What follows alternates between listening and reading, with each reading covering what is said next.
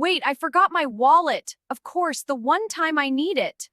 No worries. I found a coupon for buy one, get one free on socks. On socks? Seriously, you're gonna use a coupon for socks? Hey, it's a deal. One for me, one for you. Who doesn't need more socks? All right, Mark, that's something. But really, why are you wearing two pairs of socks? Gotta get that free pair. 2 for 1. Only you would buy socks like that. But okay, folks, we've got some real essentials to talk about today. Let's get started.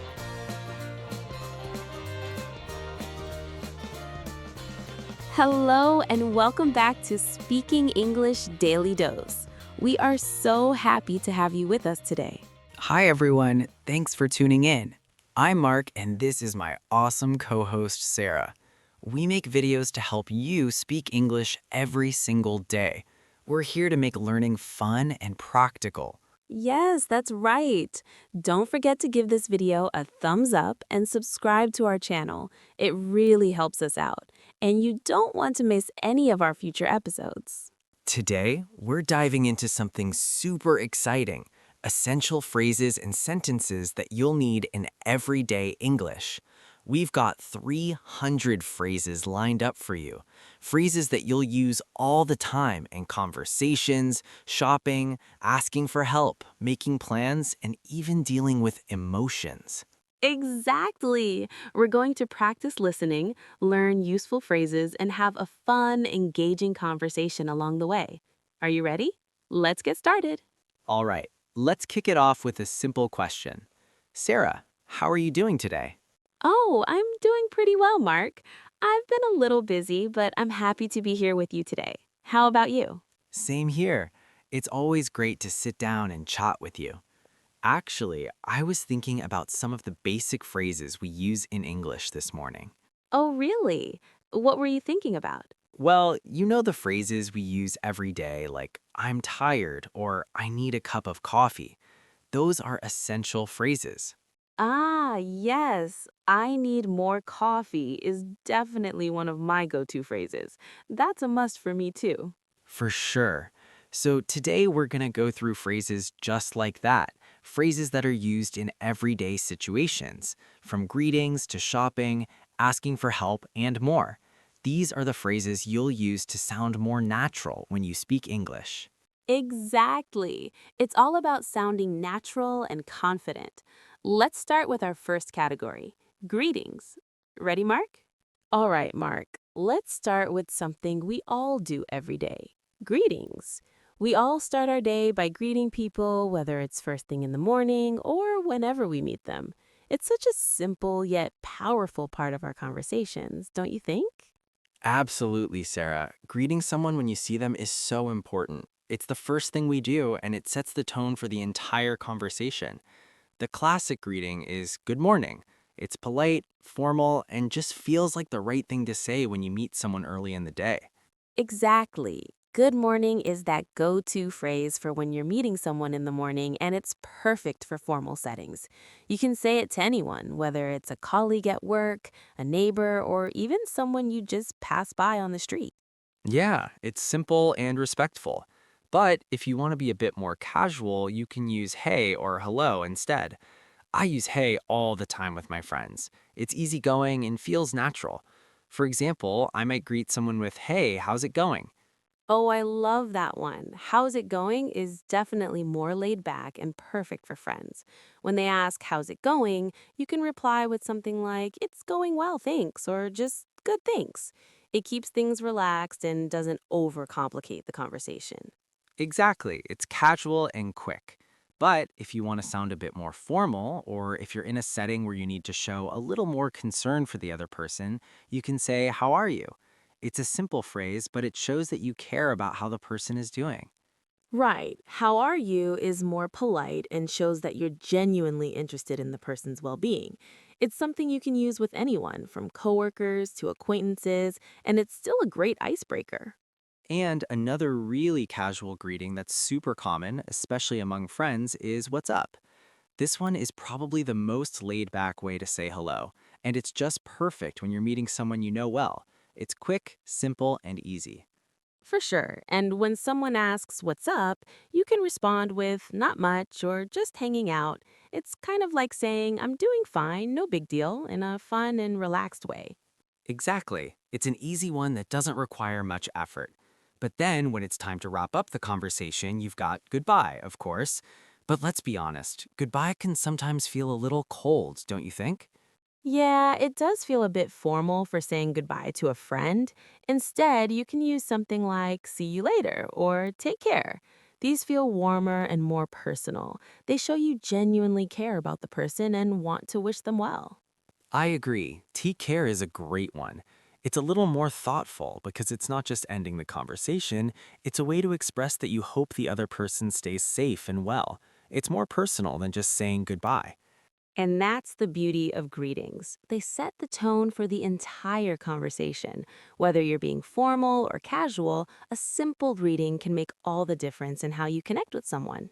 All right, Mark, let's switch gears and talk about something we all do, shopping. Shopping is a big part of life, whether it's for groceries, clothes, or gifts. And when we're out in stores, we use a lot of essential phrases to make the experience easier and smoother. Definitely. Shopping can be fun, but knowing the right phrases can really help. It makes everything feel more comfortable and less stressful. For example, when you first walk into a store, you can simply greet the shopkeeper with a friendly hi or hello. It's a simple and polite way to start the interaction. Exactly. You don't have to say anything fancy. A quick hi works perfectly fine. Now, what if you need some help finding something in the store? In that case, you can say something like, "Excuse me, where is the milk?" Or, "Do you have any bread?" These phrases are easy, clear, and polite. Yes, excuse me is a really useful phrase. It's a great way to get someone's attention without being rude. And it's especially helpful if you're in a big store and can't find what you're looking for. Once they respond, you'll be able to find the item quickly. Right. Excuse me really does the job when you're trying to ask for help. Now, let's say you're at the checkouts and you're ready to pay for your items. The cashier might say, "That'll be $10, please." It's the most common phrase you'll hear when you're about to pay. Exactly. And at that point, you can simply say, here you go, or here's the money. It's a very polite and straightforward response. You don't need to say anything extra. It's short and sweet. And after the cashier says thank you can always reply with thank you too, or have a great day. It's a nice, friendly way to wrap up the transaction. It leaves a positive impression and shows that you're polite and thoughtful. It's all about keeping things simple and respectful. And of course, when you're in the store, it's not just about paying, it's also about asking for help when you're lost. Ah, yes. Asking for help is so important, especially when you're lost or confused. If you're in a big store or a new area, it's good to know how to ask for directions politely. Exactly. If you're lost in a store or not sure where something is, you can approach someone and ask if they can help you, please. Or, I'm lost, can you point me in the right direction? That's a great way to ask for help, and it's also polite. People usually appreciate it when you ask politely, and they'll be happy to help you out.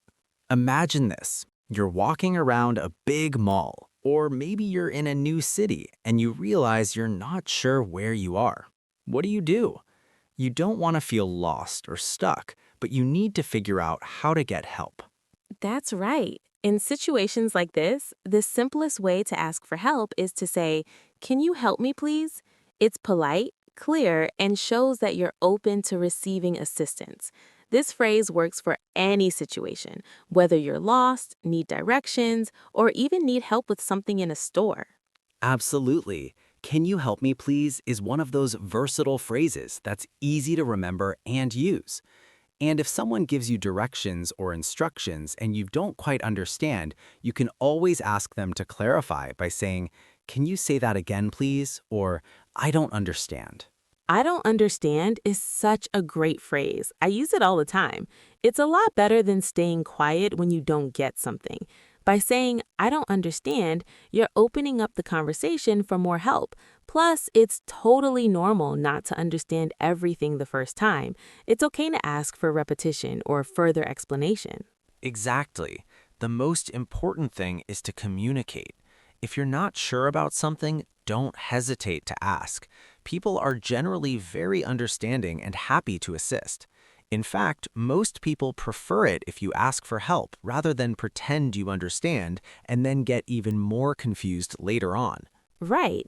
And asking for help doesn't only apply to directions or understanding things. For example, if you're in a store and you can't find an item, you can say, "Excuse me, can you help me find the bread?" Or, "Could you show me where the milk is?" These are simple, polite ways to get the assistance you need without feeling embarrassed. Definitely. The more you practice asking for help, the easier it becomes.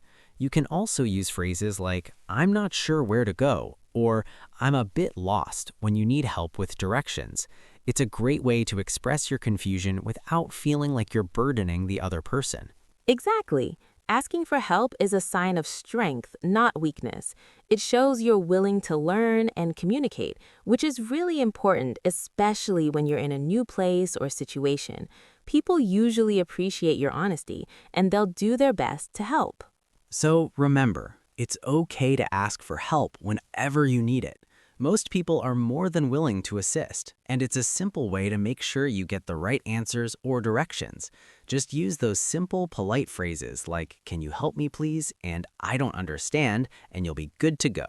And don't forget, being clear about your needs is always better than trying to figure things out alone and getting frustrated. The more you ask for help, the more confident you'll feel when doing so in the future. Now, let's talk about some phrases that we often use at home. These are phrases that come in handy when you're with your family or roommates. They help you communicate about your day and your household in a simple and comfortable way. Yes, exactly. When you come home after being out, one of the first things you can say is, "I'm home." It's a simple way to announce your arrival and let everyone know you've returned. It's one of those casual but important phrases. That's right. It's like letting your family or roommates know that you're back. And if someone asks you, "How was your day?" you can answer with something like, "It was good," or "It was busy." It's a quick way to share how your day went. Yeah, busy is a great word to describe a hectic day. And if you're feeling really exhausted, you can say, "It was tiring." It's a simple way to express that you had a lot going on. A lot of people can relate to that feeling. For sure. Tiring works well for those days when you're physically or mentally drained. After a busy day, you might also ask, "What's for dinner?" Because let's be honest, food is a big deal when you come home. I ask that question all the time. It's one of those questions that's practically automatic when you step inside. And if you don't know yet, you can say, "I don't know yet." Or you can just suggest something like, "We're having pasta tonight." It's a nice, easy way to talk about dinner plans. Yes, and if you're in charge of cooking, you might just say, "I'll make something in a bit." It's a great way to keep things casual. Now, when it comes to talking about your family, there are a lot of simple phrases you can use to introduce them to others. Right. For example, you can say, "This is my brother," or "These are my parents," when you're introducing your family to someone else. It's short and sweet, but it gives people a clear idea of who's who. Exactly. You can also share a bit more detail, like, "I have two sisters," or "I don't have any brothers." These phrases are easy to remember, but they're essential for talking about your family. It's always nice to know a little about someone's family background. Absolutely. It's important to be able to describe your family in simple terms, especially when you're getting to know someone or introducing them to others. These phrases might seem small, but they're the foundation of many conversations about home and family life. Definitely. Whether you're talking about your day, your family, or what's for dinner, these are the phrases that make it easy to communicate at home. So keep these in mind the next time you're chatting with your family or roommates. Now we're moving on to one of the best topics, food. Who doesn't love food, right? It's something we all enjoy, and knowing the right phrases can make dining out or ordering in much easier. Definitely. So when you go to a restaurant, one of the first things the server might ask is, "Are you ready to order?" This is when you can tell them if you're ready or if you need a bit more time to decide. If you're ready, you can say, "Yes, please," or "I'm ready to order." If you're not quite sure yet, you can politely say, "Can I have a few more minutes, please?" That gives you a little extra time to make your decision. Exactly. And once you're ready to order, you can use simple phrases like, I'll have the soup, please, or can I get the chicken? Just mention what you'd like to order, and adding please makes it polite. That's right. When it comes to drinks, you can easily say, "Can I have a coffee, please?" Or "I'd like a soda, please." It's straightforward and it helps the server know exactly what you want. Yes, and if you need anything else, don't be afraid to ask. For example, you can say, Excuse me, can I have some water, please? This is a polite way to get the server's attention if you need something during your meal. Perfect. And when it's time to pay, you'll need to ask for the bill. You can say, "Can we have the bill, please?" Or simply, "Check, please." Both phrases are commonly used and they'll let the server know that you're ready to settle up.